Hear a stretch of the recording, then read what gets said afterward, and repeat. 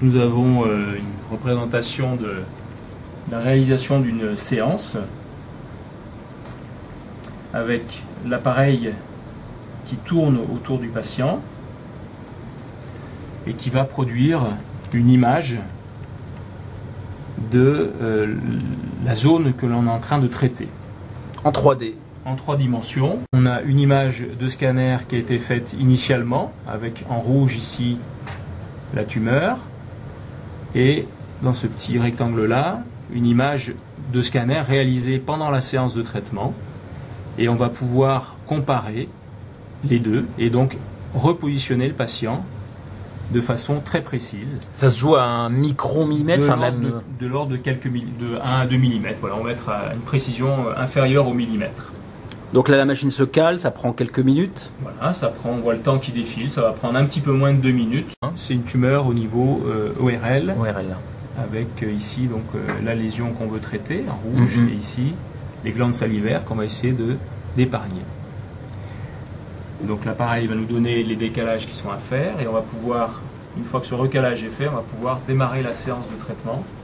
Et donc, de même, la machine va tourner autour du patient et va sculpter en gros le faisceau de rayons à chaque angulation, à chaque degré de rotation autour du patient. Donc la machine est en train de tourner autour du patient et on voit ici sur l'image ce qu'on appelle le collimateur, donc qui est 120 lames différentes de 2,5 mm.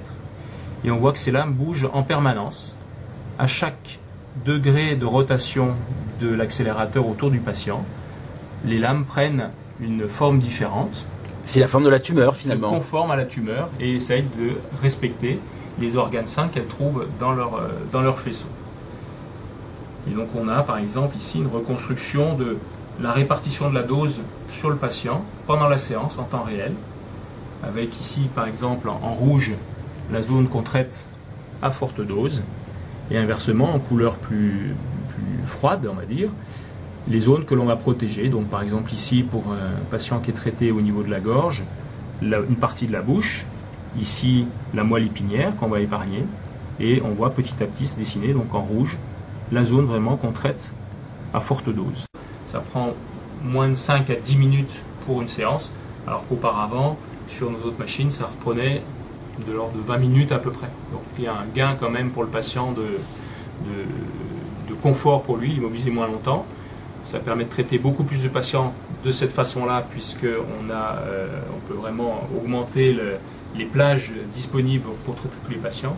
Et puis ça ouvre le champ à tout un tas de techniques nouvelles et de traitements nouveaux, ce qu'on appelle la stéréotaxie, qui va en train de prendre un essor très important actuellement, de traiter vraiment de façon très précise des tumeurs qui pour l'instant sont pas opérables par exemple.